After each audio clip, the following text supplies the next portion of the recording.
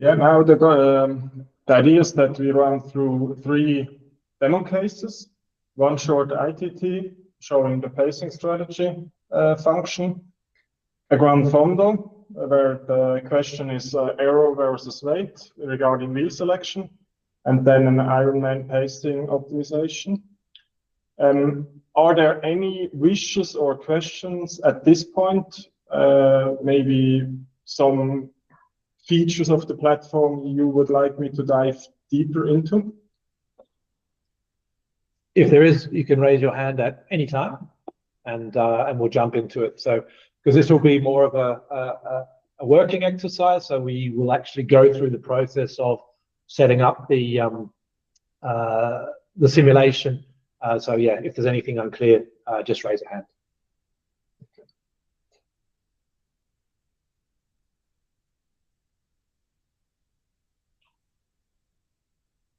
Okay, let's start with a new pacing strategy optimization. And I mean, the first step is loading a course from the collection. You have a choice between official courses or custom courses. I will load in this Étoile de Bessèges. Is this correct? It's good enough. Good enough. Individual time trial from the World Tour. Yeah, exactly. And so, you see it's quite a simple or almost typical case where we have a flat like beginning and then a climb at the end. And this is a great example because it's a typical kind of tour that the organizers of the Tour de France or of the World Tour have liked to throw in. In the Tour de Suisse, we saw one like this last year as well. So yeah, it's a really good one because we often get the question then from the World Tour team, do we run a road bike? Do we run a TT bike? Do we do a bike change in the middle? And any of you who follow the World Tour will have seen all of those options also within a particular stage. So perfect example of where you can use the tool for answering that question. Yeah. As you see, the course is divided into 6 segments. So 2 flat ones and then 4 in the climb. Next step is loading a wind. I will just go with like today. And this process sometimes takes a while. This time it was pretty fast. So it gets like the weather forecast for this particular time and location. And like most important factor here is wind.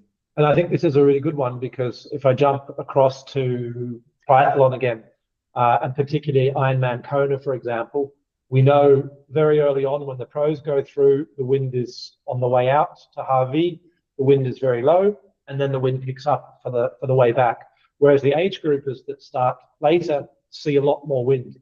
So it's very good here because you can put in the time of your start when you expect to jump on the bike, and you'll get representative wind for when you'll be on the bike based on historical data and a predicted forecast by the wind tool that we use.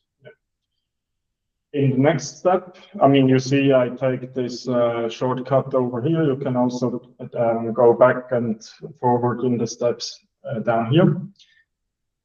In the next steps, you can define grouping or some power presets. In this case, because we only have 6 segments, I don't do grouping. So I just let those 6 segments be optimized by themselves. And I also don't define any manual power, which you could do because of, maybe you have run an optimization and then you decide, okay, in this segment, like the proposed power is too high or too low for me. You can overwrite it and then rerun the optimization. Especially like if you've got a lot of experience and this is a 10% climb, and from your personal experience on this 10% climb over 3 kilometers, you can do 320 watts and then you blow up. You can enter here 320 watts because better than the simulation what you're able to do. So very important is the platform allows you the ability to fix certain powers if you want to. Also, for example, again, an example with triathlon, You might say in a certain segment, which is a downhill, you know that in this segment that you're going to stop pedaling. You're going to use this segment to drink, to put in your nutrition, or you're only going to pedal very slowly. You can actually even define a specific segment for that, and you can say, my manual power in this is 0, or it's 50 watts. So it gives the user the ability also to give their own recipe to how they're going to execute, or how they expect to execute the race. But in this case, we define no grouping, because we want to see what the ultimate solution is. In the next step, we load a rider setup. In this case, because it's a TT, I load my TT setup. You would have the possibility to modify here. I won't do that because I predefined it. So I click next. Let me just go back one step. So I think also very important here is we know on a TT bike you have a very different CDA when you're on the aero bars than you do on the base bars. And of course, when you're on steep climbs, you go on the base bar. So this sort of change is taken into account, that we have this switch in this case, which is defined at 20 kilometers an hour. And you can also enter custom values if you're a more advanced user using the custom positions button. And you can also define the threshold, the speed threshold change when you step up. Also very important, the topic of gearing is an important one at the moment. Here you have the ability to set up your gear setups, which of course determines when you'll stop pedaling. When you run out of gears on downhill sections, you can define, like in this case, a 1x setup, or of course 2x setups, of course. Yeah, thanks. Then last step, you have to define some optimization target. We learned that normalized power is the best currency, yeah, for physical load or physiological load. So that's why you have to enter your normalized power. And most riders, when they've done their efforts at the end of a ride, they see what their normalized power was for the ride. So through experience, and we do expect that the type of user of this platform will probably know a little bit about their power possibility. Of course, they can still learn by trying, but these sorts of athletes, ambitious athletes, will probably know, yeah, their typical normalized power from a particular race or a particular segment would be whatever. Here they can rely on their history to put this here. Yeah. I'll just give it, before I run it, I will just give it a descriptive name. Okay, it's not that descriptive, not that good. So let's run it. And I mean, now it can run for several minutes in this case, because it's a really short ITT and we don't have that many segments. It's quite fast.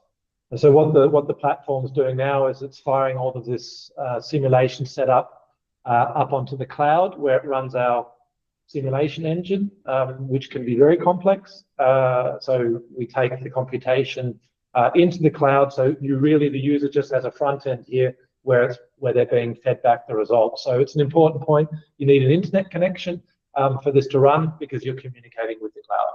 Exactly.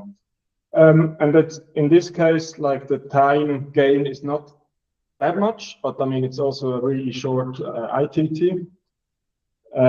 You see down here the pacing strategy. As you would expect, it suggests overpowering in climbs and underpowering in the flat parts. You have to take into consideration that this is underpowering compared to a constant pacing strategy, constant power pacing strategy, that it is also optimized to hit this 350 watts normalized power target. And I think this is a really good example, because in this particular example of a flat and then a climb, the rider is on the power all the time. So there's not really any non-pedaling, coasting stages. So it's a very simple. And say typically athletes that don't have a lot of experience will just say, okay, I can do 350 watts. They hit the start, They get up to 350 watts and they stay there. And we also see this in the World Tour. Certain athletes that are used to just riding a constant power strategy. Then when they use the tool, they see, oh, actually, they've got to hold themselves back on the flat section. So not doing 350 watts, but in fact, only doing 290 watts for a first section, knowing that they have to save some power, some energy to overpower, in this case, up to 405 watts on the climb. And I think this is an important one, because if you get this result and you say, oh, no, I know I can't do 405 watts on the 10% section, then you can go back into the platform, and for this segment 5, you can limit your power to what you think is realistic for you and rerun the optimization. So you could limit the power, for example, to 390 watts, and it would then rerun the simulation. So you have the option, when you get shown this result, to go back and adapt it for what you can achieve or what you feel you can achieve. And apart from the pacing strategy, which is defined by the pedaling target power, we also provide you information about the focus, or like the importance of aero versus power versus weight. And also this duration speed comparison, where you then see where you actually gain time and where you lose time compared to a constant power strategy. So it's quite, it's really hard to get your head around, because you see in segment 0, the first segment, you're losing 23 seconds compared to the average power of the constant power strategy. So, compared to the guy who goes out in the blocks and does his 350 watts, you'll be 23 seconds behind, which is huge. But then you pick up 19, 4, 15 seconds on the climb, resulting in an overall net improvement. So, yeah. And then you also have those traces when you want to dive a little bit more into the power profile. And here you also see how like cornering is taken into consideration. So obviously in a corner, in a sharp corner, you don't pedal. This is why you have here like almost zero power.